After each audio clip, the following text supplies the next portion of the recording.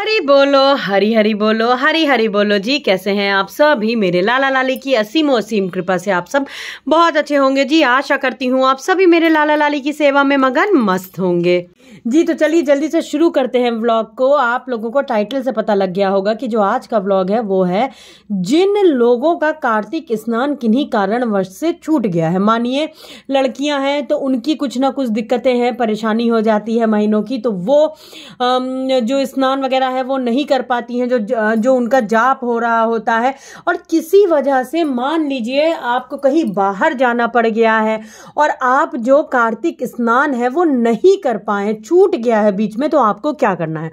तो कल से देव उठान एकादशी से पूर्णिमा तक का 5 दिनों तक का आपको, जो मैं पहले भी बता चुकी हूँ, पंच भिक्षु दीपक, जो आपको 365 बत्ती का दीपक प्रज्वलित करना है और भी दीपदान करने हैं। और इन 5 दिनों यदि आप कार्तिक में नहीं जाग पाए हो, नहीं जल्दी उठ पाए हो या किन्हीं कारणवश से छूट गया है, तो इन 5 दिनों में आपको सुबह जल्दी उठ जाना है। आपको पूरा वही पालन करना है जो आप कार्तिक के स्नान में करते हैं। जैसे 4-5 बजे के अंदर अंदर आपको स्नान कर लेना है। स्नान के बाद में आपको अपने मंदिर में दीप प्रज्वलित करना है अखंड। उसके बाद में तुलसी मैया की परिक्रमा करनी है, तुलसी मैया के पास में दीप प्रज्वलित करना है। जो विधिवत आप जिस तरीके से तुलसी माता की पूजन अर्चन आप करते आ रहे हैं कार्तिक में, जब तक कि आपका कार्तिक नहीं छूटा था, आपको वैसे ही करना है। वही 5 दिन आपको वही सारे नियमों का पालन करना होता है, ठीक है? तो चलिए जल्दी से जान लेते हैं कि कौन कौन से नियम आपको पालन करने हैं। अगर आपका कार्तिक आप नहीं भी रह पाए हो और अगर आप पूरे महीने नहीं रह पाए हो, इन 5 दिनों में आप कैसे पूरा जो कार्तिक स्नान है उसका जो आपको जो फल है आपको मिलेगा, और जिन लोगों का छूट गया है वो कैसे करें। तो सर्वप्रथम आपको ब्रह्म मुहूर्त में उठ जाना है। सुबह जल्दी उठिए, 4 से 5 बजे के बीच में आपको स्नान कर लेना है। स्नान के बाद में आपको अपना जो दहलीज पूजन वगैरह है वो कर लेना है। दहलीज को आपको अपनी जो गेरू वगैरह है उसमें आप लगा सकते हो, छोटी सी ही सही, बट रंगोली जरूर बनाएं। फिर आपको अपने मंदिर में आ जाना है। मंदिर में आने के बाद में अखंड दीप प्रज्वलित करिए, दीप दान करिए प्रभु के सामने इन 5 दिन। 5, 2, 7, 11 आप जितने दीप चाहें उतने ही आप 5, 7, 11 आप तुलसी मैया के पास भी कर सकते हो। उसके बाद में इन 5 दिनों आपको पूरा सात्विक आहार लेना है। मांस, मदिरा, प्याज, लहसुन का सेवन बिल्कुल भी नहीं करना है। घर में बहुत अच्छा वातावरण बना के रखना है। आपको ज्यादा से ज्यादा नाम जप करना है, प्रभु का चिंतन और सेवा आपको आप जैसे करते आए हो, लेकिन इन 5 दिनों आपको ब्रह्मचार्य का पालन, आप कोई भी एक संकल्प ले सकते हो। मैंने पहले भी बताया है, आप कोई भी एक संकल्प ले सकते हो। दीपदान का संकल्प ले सकते हो, जल्दी उठने का संकल्प ले सकते हो, स्नान का संकल्प ले सकते हो कि आप कार्तिक स्नान इन 5 दिनों में बिल्कुल विधिवत वैसे ही करोगे।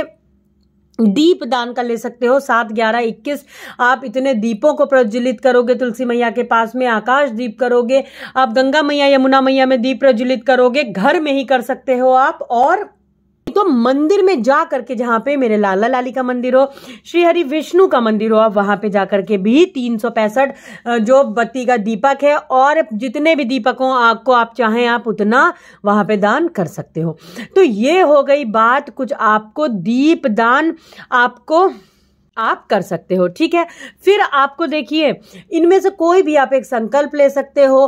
5 दिन घर में प्याज लहसुन का सेवन बिल्कुल भी ना करें। बहुत अच्छा माहौल बना के रखिएगा। बिल्कुल आपको वैसे ही करना है जो जैसा आप कार्तिक महीने में जो लोग कार्तिक स्नान करते हैं वो पालन करते हैं जी, ठीक है? और फिर बात आ जाती है, देखिए 365 बत्ती का दीपक जो मैंने आपको बताया है, आप इन 5 दिनों में चाहें तो आप रोज एक एक दीपक प्रज्वलित कर सकते हो। एक दीपक एक दिन आपने, जैसे कल मैंने बताया, कल जब आप विवाह करवाओगे तुलसी मैया का और शालिग्राम महाराज का, और जब मेरे प्रभु जागेंगे आप एक दीप तब दान कर सकते हो, तब प्रज्वलित कर सकते हो।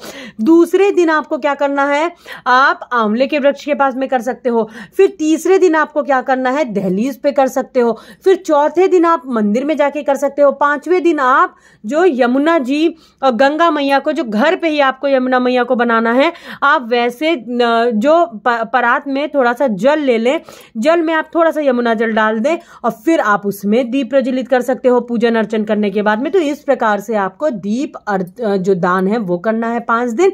आपको ब्रह्मचार्य का पालन करिएगा और बहुत ज़्यादा फ़ोन पे बातें देखिए इतनी कम। हमेशा यही कहा गया है कि कार्तिक महीने में कम से कम बातें करें, क्योंकि आपका मन दिमाग जितना भी हो सके प्रभु के नाम जप में रहे। तो इस प्रकार से आपको करना है पूजन अर्चन। और ये 5 दिन आपको कल सुबह ही जल्दी स्नान करिएगा। स्नान के बाद में आपको सब कुछ वही पालन करना है जो आपको कार्तिक स्नान में आपको करना होता है सुबह। तो इस प्रकार से आप पूजन करें, अर्चन करें। बहुत सारे लोग 5 दिन का उपवास भी रखते हैं। आपकी क्षमता है तो आप उपवास भी रखें, नहीं उपवास रख सके तो इनमें से कोई भी आप एक संकल्प लेके भी कर सकते हो। कोशिश करें कि सुबह जल्दी उठ जाएं।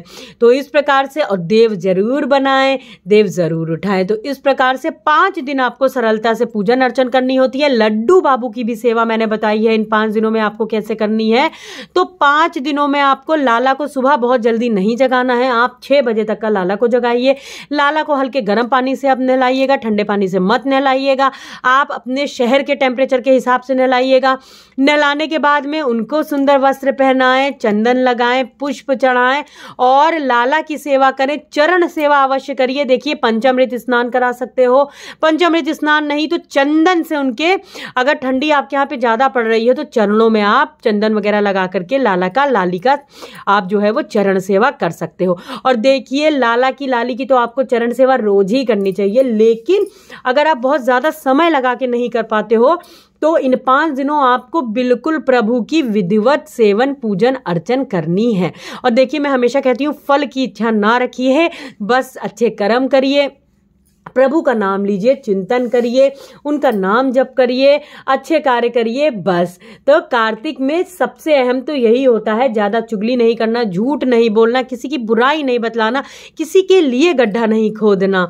इस तरीके से अच्छे शुभ कार्य करिए। इन 5 दिनों को बिल्कुल सात्विकता से और बहुत ही सुंदरता से इन 5 दिनों को आप पूर्ण कर सकते हैं, जो कि वैसे मैं फल के लिए नहीं कहती हूँ, लेकिन आप तो इस प्रकार से आप मेरे एक बारी प्रीवियस वीडियोस भी देख सकते हो। मैंने सब विधिवत डाला हुआ है। ये शॉर्ट में मैं आपको फिर बता दे रही हूँ। दहलीज पे बहुत ध्यान दीजिएगा।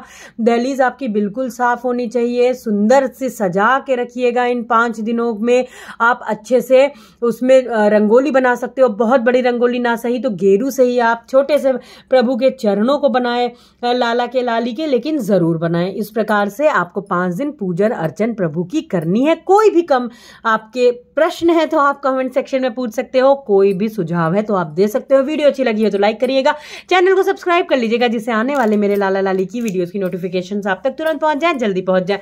आज के लिए बस इतना ही, मिलते हैं अपने दूसरे व्लॉग में बहुत जल्दी। हरि बोलो, हरि हरि बोलो, राधे राधे जी, हरि बोल।